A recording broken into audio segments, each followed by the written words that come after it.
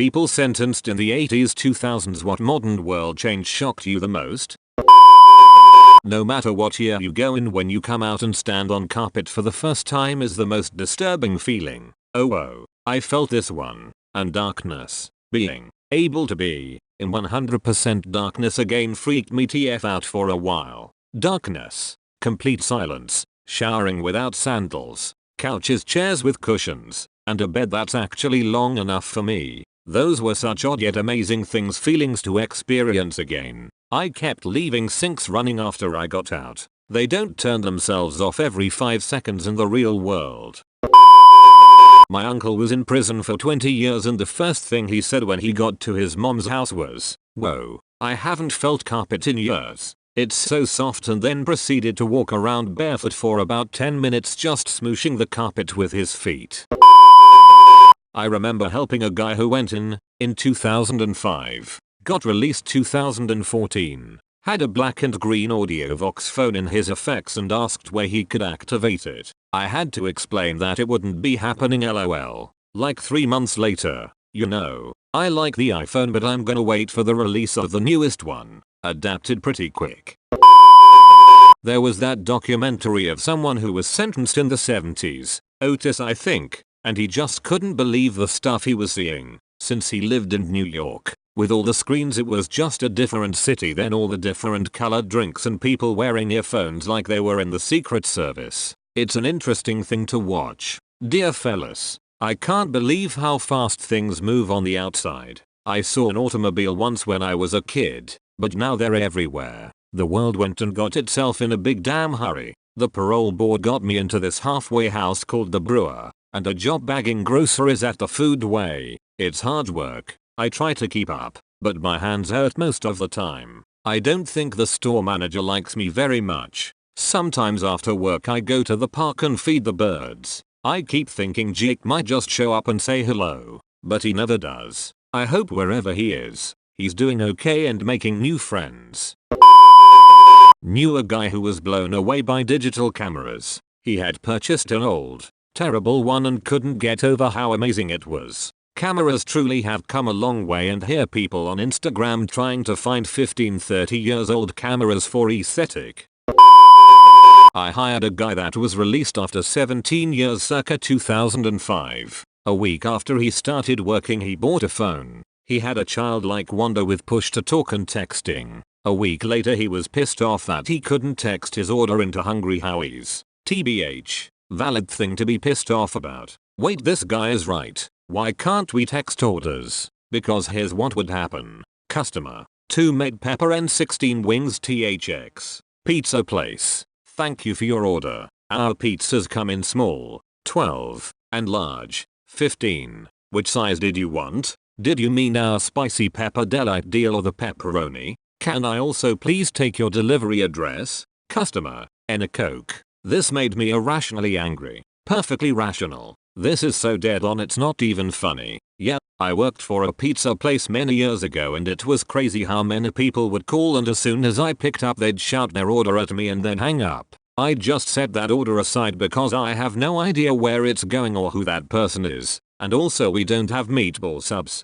and we don't have artichokes for pizza. And then an hour later I'd get that same jackass yelling in my ear about where their delivery was.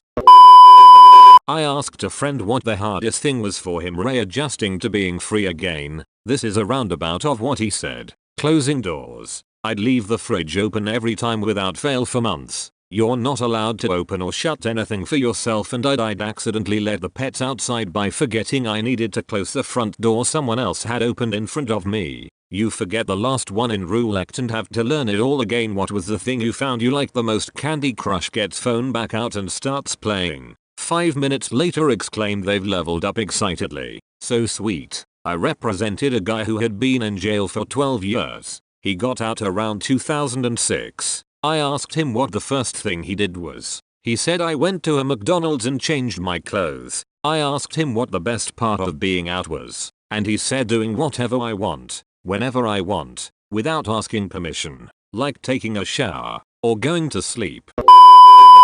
I was talking to a lady who runs the education for a federal prison in Florida. She said when they start getting rambunctious or off topic, She mentions a new feature of the newest iPhone and all of a sudden they're very interested in what she has to say again. That's pretty clever. News from the outside world.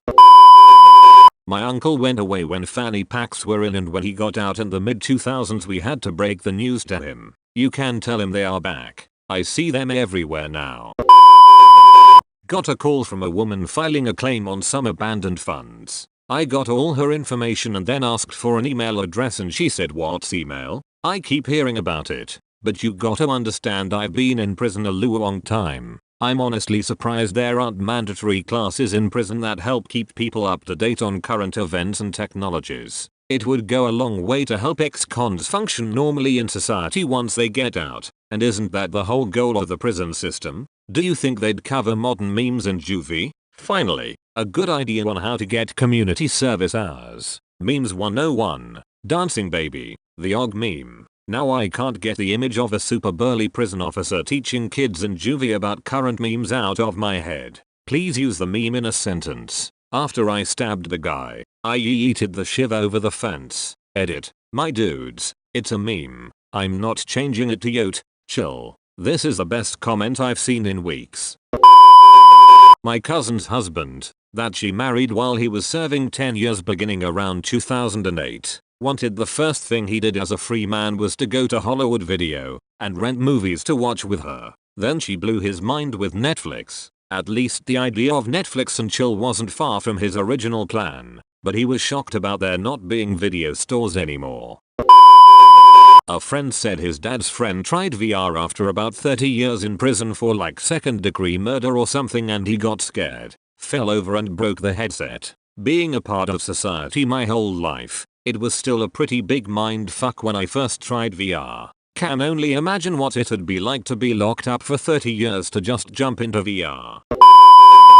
A co-worker a few years ago had spent 10 years in jail. He got out right when Bluetooth headsets for phones were huge. He'd talk about all the random conversations he thought people were trying to have with him, and smartphones freaked him the hell out. Well, tell him it's okay. I was confused a few times by those two. Once I thought a woman had a mental problem because she was talking to herself. Then she turned and I saw the earpiece. Bluetooth headsets are a godsend to schizophrenics everywhere. Prisoner transfer I did one time for this man who was sentenced to life in 1968. And it's the first time he'd driven past the CN Tower in Toronto and he couldn't believe how tall it was. That and he was blown away by how many different car brands there were. 1968 is a long time. Communication. It used to be only the rich had phones. Now even kids have phones. I remember getting the bus years ago and this old bloke got on heading away from town center towards the more residential areas. Without a second thought he sparked up a cigar. One of the passengers told him you can't smoke on a bus. He apologized and quickly stubbed it out but said he got discharged from prison that day, and when he went in you could smoke anywhere you wanted, so this was a massive culture shock to him.